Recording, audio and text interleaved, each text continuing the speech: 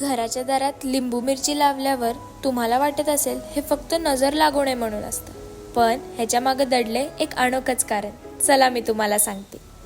लिंबू, मिरची, बिब्बा या तिन्हीचा उपयोग सर्व्हायव्हल किट म्हणून केला जायचा. पूर्वी प्रवास खूप लांबचे असल्याने कधी पायी तर कधी बैलगाडीतून खाच खळक्या असणाऱ्या खडतर रस्त्याने प्रवास करावा लागायचा. शरीर डिहायड्रेट होऊ नये म्हणून लिंबू हा नैसर्गिक इलेक्ट्रोलाइट म्हणून वापरला जायचा. आणि मिरची प्रवासात कुणाला साप किंवा विंचू चावला तर विष बाहेर काढायला मदत करायची. लिंबू मिरची सोबत असणारा छोटासा काळा बिब्बा सुद्धा खूप उपयोगी पडायचा बरं.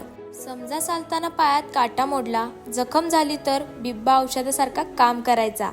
दारात अडकवलेल्या लिंबू मिरचीचा वासाने डास माशांपासून थोडा बचाव तर व्हायचाच, पण समजा त्यातील लिंबू सडला किंवा मिरची काळी पडली तर लोक घाबरायची नाहीत, तर उलट समजून जायची की पाणी किंवा हवा दूषित आहे आणि सावध राहायची. आणि अशा छान छान व्हिडिओसाठी श्रेया चव्हाणला फॉलो करायला विसरू नका.